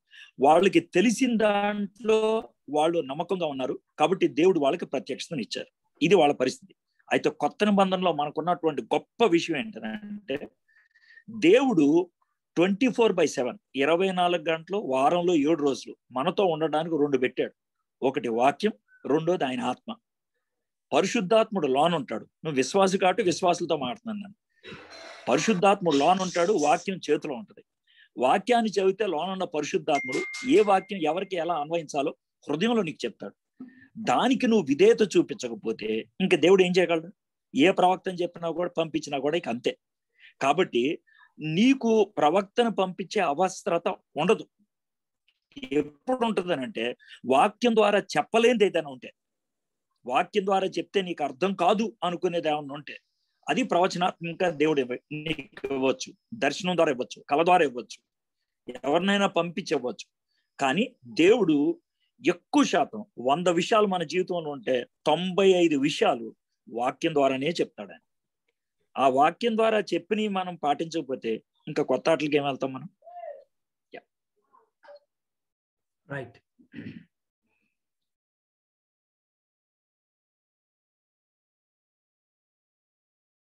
ఓకే అన్న, థ్యాంక్ యూ అన్న. ఇంకొక ప్రశ్న ఏంటంటే అన్న, హిజ్కియా ప్రవక్త ద్వారా విన్న మాటను బట్టి అతడు 3వ వచనంలో, నీ యథార్థ హృదయుడనై సత్యముతో నీ సన్నిధిని ఎట్లు నడుచుకుంటునో, నీ దృష్టికి అనుకూలంగా సమస్తం నేనెట్లు జరిగించుతునో కృపతో జ్ఞాపకం చేసుకోమని హిజ్కియా ప్రార్థన చేశాడు. అంటే హిజ్కియా జీవితం క్లారిటీగానే ఉందని అనిపించినప్పుడు అతను ఇల్లు చక్కవ పెట్టుకోవాలంటే హిజ్కియా చేసిన తప్పేంటో అది చెప్పగలరా? అంటే హిజ్కియా చేసిన తప్పని కాదు అక్కడ చెప్పడం. బేసిక్గా ఏంటంటే, ప్రభు తన్ని సిద్ధపరుస్తున్నాడు. నీవు సిద్ధపరచుకో అని అంటే, ఇంకా ఏదైనా ఏరియాస్ తనకి దేవుని సన్నిధిలోనికి తీసుకురానటువంటి ఏదన్నా భాగం, ఏదైనా ఏరియా ఇంకా ప్రభు సన్నిధిలో సరి చేసుకోవాల్సినటువంటి ఏరియా ఏదన్నా ఉంటే అది కూడా అతడు జ్ఞాపకం చేసుకొని అతడు తాను సిద్ధపరచుకుంటాడు అనేటువంటి ఒక భావన అయి ఉండొచ్చు అని నేను అనుకుంటున్నాను.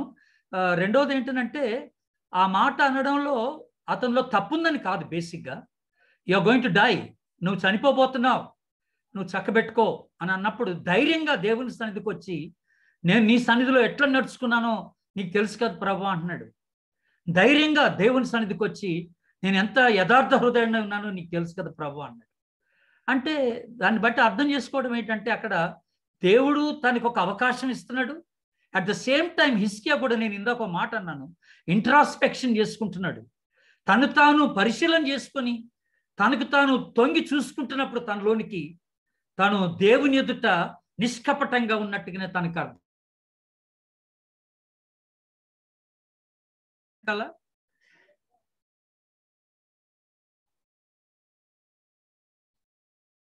ఎడ్వర్డ్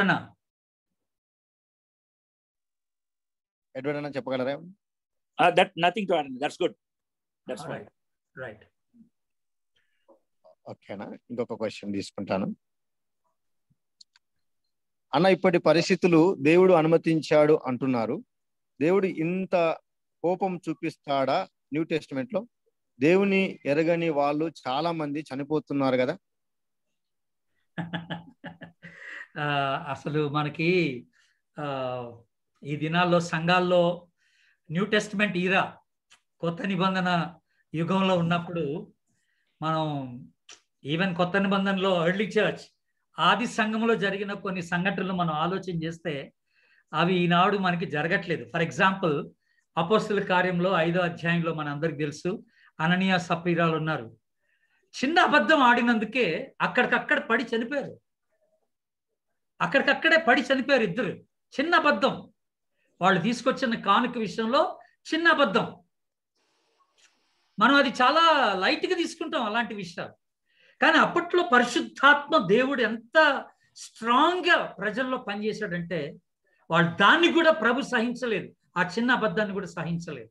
అక్కడికక్కడే పడి చనిపోతున్నట మనకు ఆ తర్వాత మీరు 5వ అధ్యాయంలో చూస్తే సంఘమంతటికి మిగుల భయము కలిగెను అనే మాట ఉంటుంది. మనం మిగుల భయము కలిగెను అనే మాట.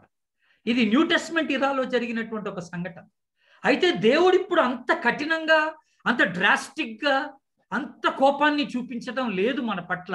అది దేవుని యొక్క కృప అని మనం చెప్పాలి. కానీ ఇలాంటివి కొన్ని అనుమతింప చేయడం వల్ల మనల్ని తన వైపులోకి ఆకర్షించుకుంటున్నాడు అన్నమాట దేవుడు. అది మనం చెప్పగలం.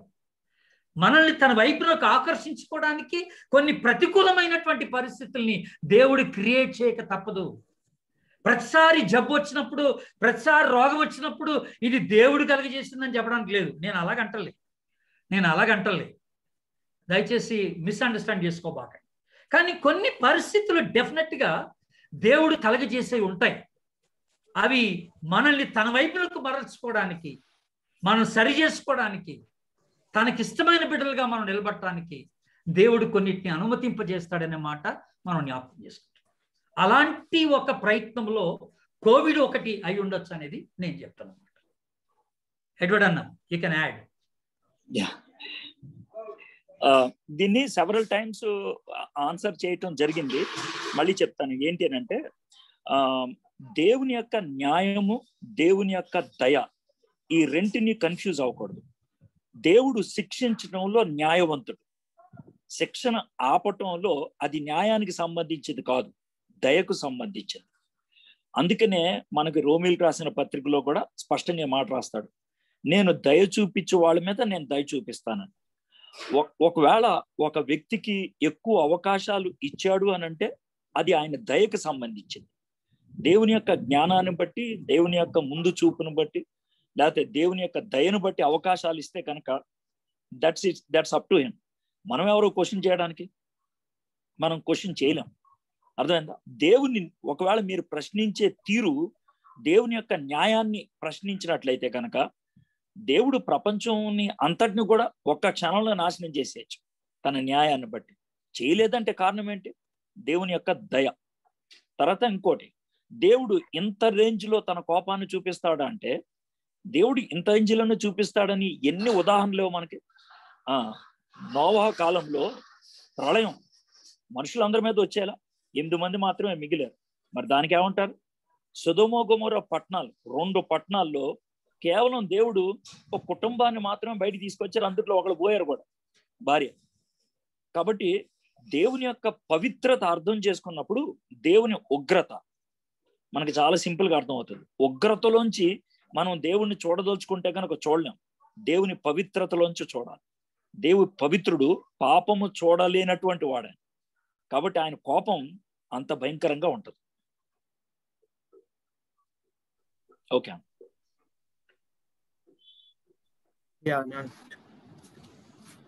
నేను యోహాన్ని. థ్యాంక్ యూ అన్న. కొంచెం లంగ్స్ లో వీక్నెస్ గా ఉన్నట్టుగా అనిపిస్తుంది అన్న మీరు మాట్లాడుతున్నప్పుడు, స్లోగా పిచింగ్ చేసేటప్పుడు ఆగుతున్నా. Just recovering now. అందుకనే నేను పూర్తిగా మెడికేషన్ అయిపోయింది, మందులు అంతా వాడడం అయిపోయింది, కానీ ఇంకా పూర్తి బలాన్ని పొందుకోవాలి. అది గట్టిగా మాట్లాడుతూ టీచ్ చేస్తుంటే శ్యామ్ సుకుమార్ అన్న నన్ను బెదిరిస్తున్నాడు. కోలుకోక ముందే నువ్వు ఇప్పుడే టీచింగ్ పెడితే ఎట్లా అని.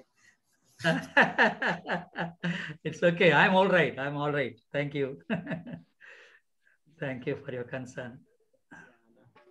అయితే ఒక క్వశ్చన్ తో మనము పూర్తి చేసుకొని ఈ రోజు లాస్ట్ కాబట్టి ఎవరైనా అంటే ఫీడ్బ్యాక్ కూడా తీసుకుందాము అనే ఆలోచన ఉంది.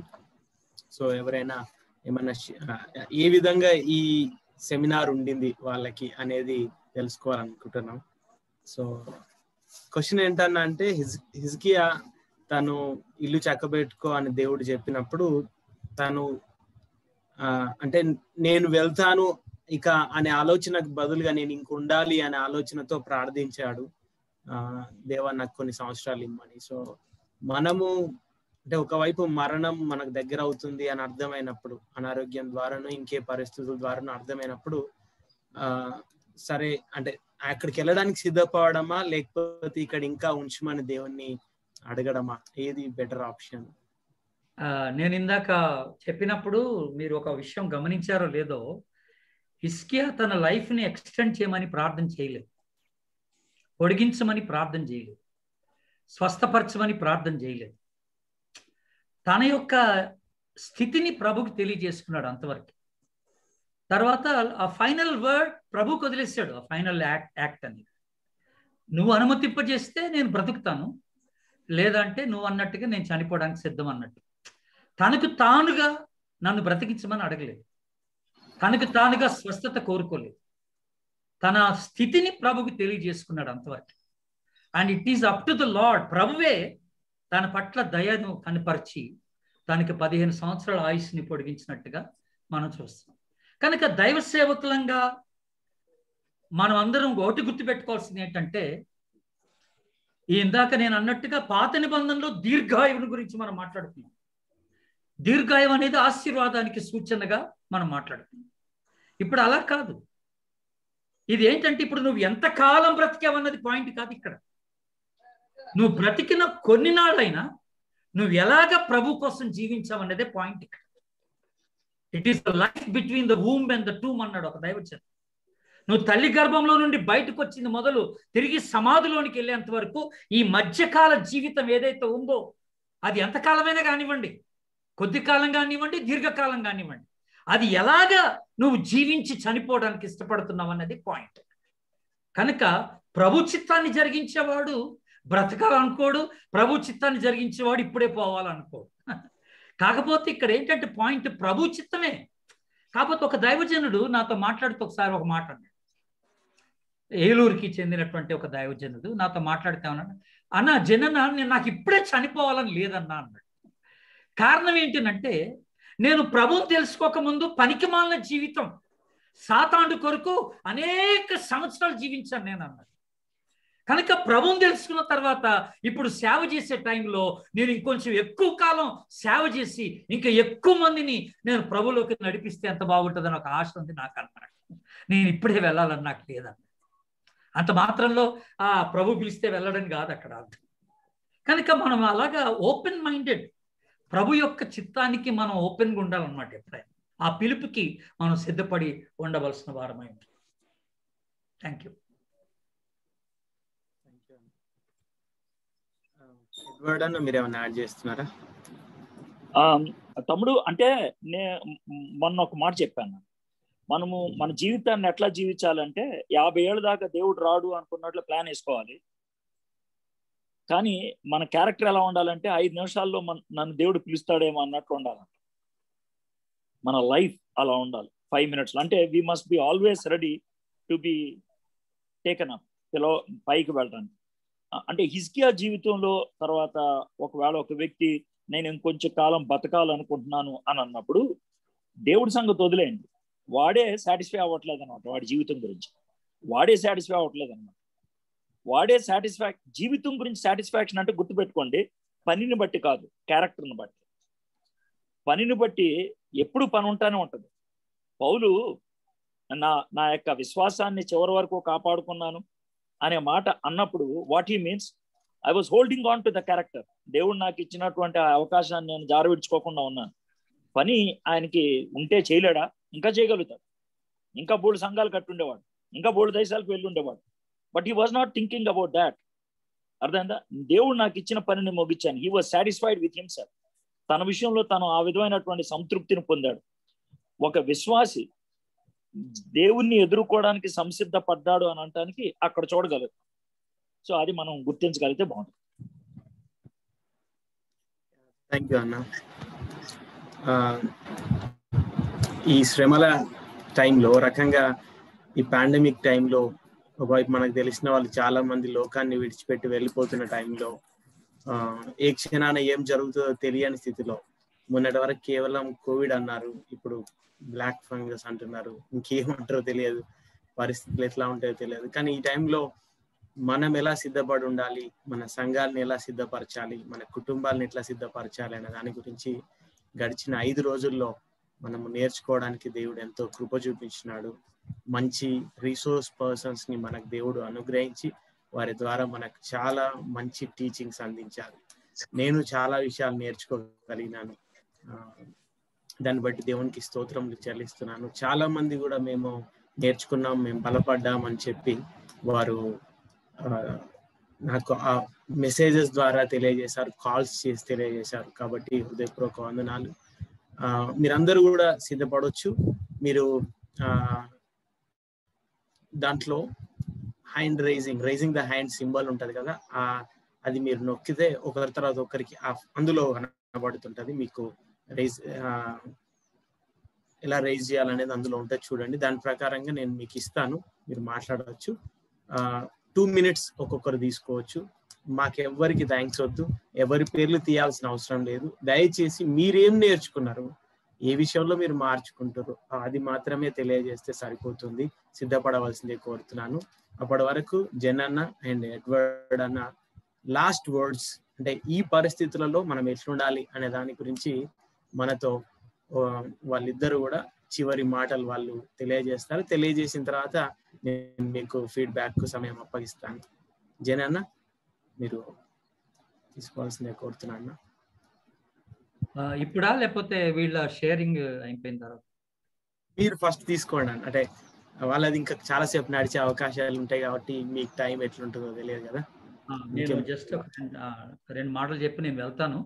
నాకు 7 o'clock మరొక మీటింగ్ ఉంది కనుక దాని కొరకు నేను సిద్ధపడాలి. I really want to first of all really want to congratulate you Yohan for organizing such a blessed program. Pastors అందరికీ మరింత చక్కని సెమినార్ ఏర్పాటు చేయడంలో ప్రభు నిన్ను నడిపించిన విధానాన్ని బట్టి నేను ఎంతగానో ప్రభుని స్తుతిస్తున్నాను, నేను అభినందిస్తూ ఉన్నాను. మరి డెఫినెట్గా ఈ టైమ్స్లో, ఇలాంటి టైమ్స్లో మనము we should come back to God, back to the Bible, back to God's word. మనం దేవుని దగ్గరికి రావాలి. ప్రజలను అడిగి నానా కన్ఫ్యూజన్లో పడిపోకుండా ప్రభు దగ్గరకు వచ్చి ప్రభు చిత్తం ఏంటో తెలుసుకొని, ప్రభు యొక్క ఉద్దేశం ఏంటో తెలుసుకొని తగు రీతిలో మనందరం సిద్ధపడటం అనేది చాలా అవసరం. కనుక అందుకుగాను ఈ సెమినార్ మీకు ఎంతో దోహదపడి ఉంటుందని నేను రూఢిగా నమ్ముతున్నాను. It's coming back to God అన్నమాట. దేవుని దగ్గరకు వచ్చి మన గురించి మనం తెలుసుకోవడానికి ఒక ప్రయత్నం అన్నమాట ఇది. కనుక it's a wonderful opportunity, wonderful program. ఇది చక్కని ఏర్పాటు అని నేను రూఢిగా నమ్ముతున్నాను. ఐఎమ్ షూర్ మీరందరూ కూడా మరి ఎంతగానో ఈ 4 దినాలు ఆశీర్వదించబడ్డారని నేను నమ్ముతున్నాను. మరి ప్రభు వచ్చేంత వరకు నమ్మకమైనటువంటి సేవకులంగా మనం ఆయన సన్నిధిలో నిలబడాలని కోరుకుంటూ ఉన్నాం. అట్టి కృప పరిశుద్ధాత్మ దేవుడు మనందరికీ దయచేయను గాక. God bless you all. Thank you so much. యాక్చువల్గా ఇది ఏర్పాటు చేసింది సిమెట్ network. So Christ centred missions, Christ centred encouragement, Christ centred teaching. So అది సిమెట్ నెట్వర్క్ అని నేను పాస్టర్ మధు గారు ఇప్పటివరకు లీడ్ చేసిన బ్రదర్, తర్వాత పాస్టర్ జీవన్, తను కోవిడ్ వచ్చి తను అసలు ఈ సంవత్సరం ఎక్కువ లీడింగ్ లో దేంట్లో కూడా పాల్గొనలేకపోయారు. ఇప్పుడు ప్రస్తుతం తను కోవిడ్ లో ఉన్నాడు. 1 week అవుతుంది తనకు వచ్చి. సో టీమ్ ఎఫర్ట్స్ ఈసారి ఎక్కువ పెట్టలేకపోయినాం, ఎక్కువ నేనే కనబడ్డా. బట్ అందరూ కలిసి ఏర్పాటు చేసింది ఇది. సో సిమెట్ నెట్వర్క్ టీమ్ గురించి మీరు కంటిన్యూగా ప్రార్థించవలసింది కోరుతున్నాను. జనన్న థ్యాంక్ యూ అన్న, మీరు రావడం. ఎడ్వర్డ్ అన్న thank you so much for your inputs. నేను ఉంటాను మరి. ఎడ్వర్డ్ అన్న ప్లీజ్ టేక్.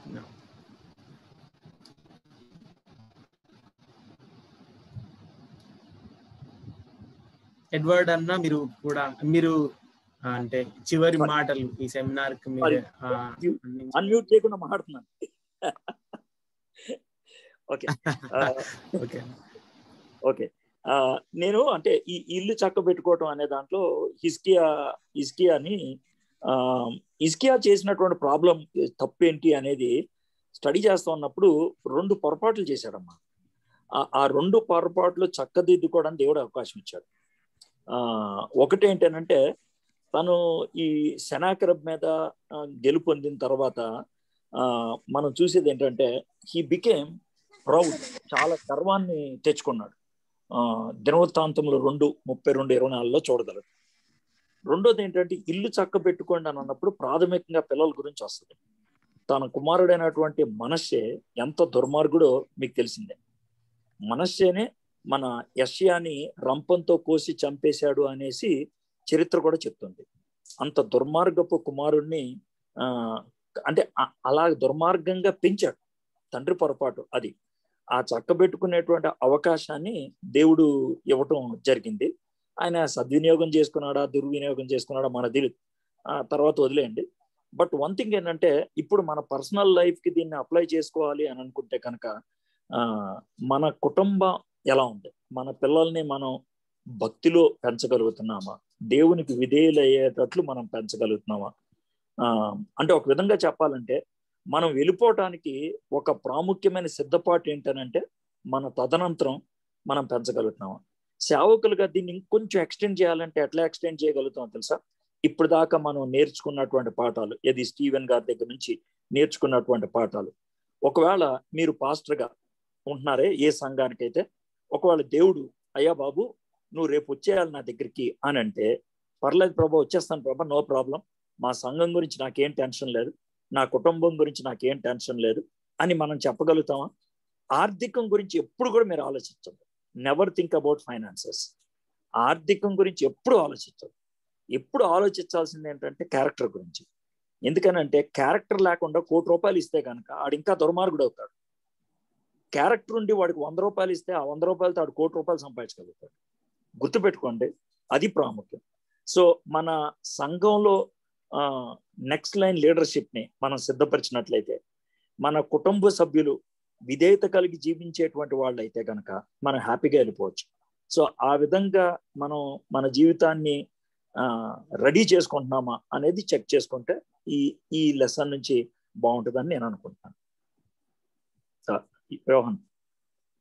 థ్యాంక్స్ అన్న. థ్యాంక్ యూ ఎడ్వర్డ్ అన్న. మీరు కూడా గడిచిన 5 days లో మాకెప్పుడు అందుబాటులో ఉండి చాలా ఇన్పుట్ ఇచ్చి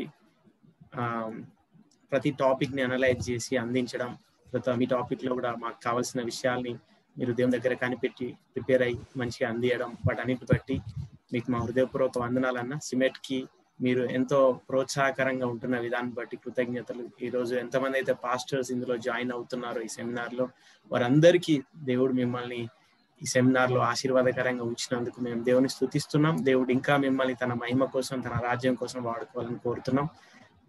thank you very much Edward అన్న. మరొకసారి థ్యాంక్ యూ అమ్మ. థ్యాంక్ యూ తమ్ముడు for giving me the opportunity. Actual గా ఈ యొక్క సెమినార్ ని ఇంకొన్ని రోజులు ఎక్స్టెండ్ చేయాలన్నది రిక్వెస్ట్ వచ్చింది, కానీ 5 days తోనే ఫ్రాన్సిస్ అన్నతో కొంచెం డిస్కస్ చేయాల్సి వచ్చింది. చేస్తే అన్న చెప్పిన మాట మనం అనుకున్నట్టుగా 5 days క్లోజ్ చేసి మనం ఇంకా కొంత గ్యాప్ ఇచ్చి కొన్ని రోజుల్లో మళ్ళీ మంచి టాపిక్ తో ముందుకు వస్తే బాగుంటుంది. సో కాబట్టి అట్లా ప్లాన్ చేద్దామని చెప్పినాడు అన్న. సో బహుశా అట్లా మనం నెక్స్ట్ మళ్ళీ తమ్ముడు నేను కూడా అదే అనుకుంటున్నాను. ఎందుకంటే ఈ 5 days అంటే ప్రస్తుతం సిచ్యువేషన్ బట్టి మనము డెత్ గురించి వాటి గురించి మాట్లాడాం కదా. ఇప్పుడు అలా కాకుండా అంటే ఇది ఏంటంటే పరిస్థితులకి అనుగుణమైనటువంటి టీచింగ్. అలా కాకుండా అంటే కొన్ని ఇదివరకు మనం సబ్జెక్ట్స్ తీసుకున్నాం కదా, ఎప్పుడైనా సరే చెప్పుకోవాల్సినటువంటి విషయాలు, అలాంటి టాపిక్స్ మళ్ళీ తీసుకోగలిగితే బాగుంటుంది. దీన్ని కలిపితే బాగోదు. కాబట్టి ఒక 10 days తర్వాత మళ్ళీ అనుకొని ఇంకో 5 days అలా పెట్టుకుంటే కనుక హాస్టల్లో కూడా బాగుంటుంది, మీకు కూడా బాగుంటుంది. ఎస్ అన్న, థ్యాంక్ యూ అన్న ఫర్ దట్ సజెషన్. ఆ విధంగా మనం ప్రయత్నం చేద్దాం. యా. ఎవరైతే ఇప్పుడు వచ్చినారో మిమ్మల్ని గ్రూప్ లో యాడ్ చేసినాం కదా, మీరు అందులో నుంచి పోకండి, మీరు ఆల్రెడీ యాడెడ్. సో నెక్స్ట్ దాంట్లో మీరు రిజిస్ట్రేషన్ పే చేయాల్సిన అవసరం ఉండదు, మీరు డైరెక్ట్ ప్రతి మీటింగ్ కు అటెండ్ కావచ్చు. సో మీరు అలాగే గ్రూప్ లో ఉండండి, మీకు ఇన్ఫర్మేషన్ ఇస్తాం. మొదట మధు అన్న, తర్వాత జీవన్ అన్న, వారిద్దరు కూడా ఫ్యూ మినిట్స్ వాళ్ళు నేర్చుకున్నవి వాళ్ళు మనతో పంచుకుంటారు. ఆ తర్వాత హ్యాండ్ రేజ్ చేసిన వారికి సమయం ఇవ్వడం జరుగుతుంది అందులో. సో వారు దయచేసి 2 minutes లో మీరేం నేర్చుకున్నారో తెలియజేయవలసింది కోరుతున్నాను. సో మొదట మధు అన్న.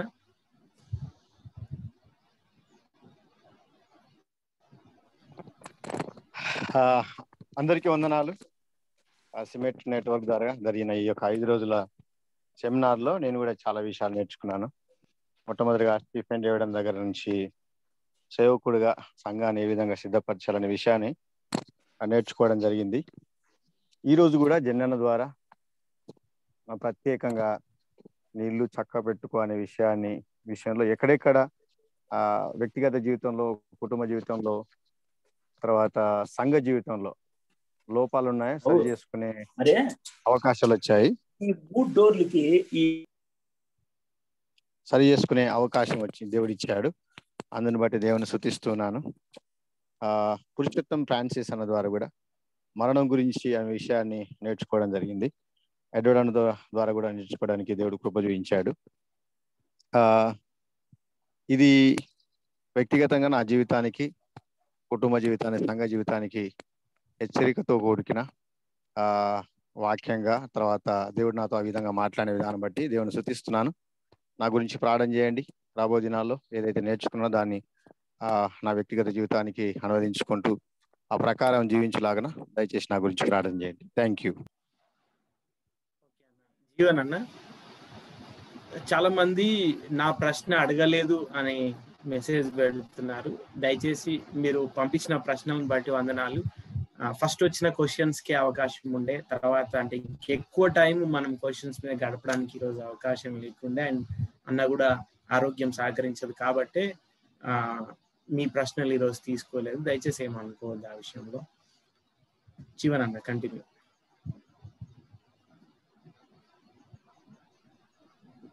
అందరికీ వందనాలు. మరొకసారి దేవుడు ఈ విధంగా 5 రోజులు సెమినార్ కలిగి ఉండడానికి కృపను అనుగ్రహించాడు. చాలా విషయాలు నేర్చుకోవడానికి, సరి చేసుకోవడానికి, ధైర్యం పొందుకోవడానికి మాటలు ఎంతగానో ఉపయోగపడ్డాయి. వాస్తవానికి నేను కొద్దిగా బలహీనంగా ఉండడం వల్ల నేను ఎక్కువ కాన్సన్ట్రేషన్ చేయలేకపోయాను. కొంచెం హెడేక్ తోని బాధపడుతూ ఉండే. సో దానివల్ల కొంతవరకు వినగలిగాను, కానీ మరలా నాకు వినాలని ఆశ ఉంది. రికార్డింగ్స్ మళ్ళీ నేను తర్వాత వినాలని ఇష్టపడతా ఉన్నాను. ఎనీవే, ఈ అవకాశం దేవుడిచ్చిండు. దైవజనులందరూ కూడా చక్కగా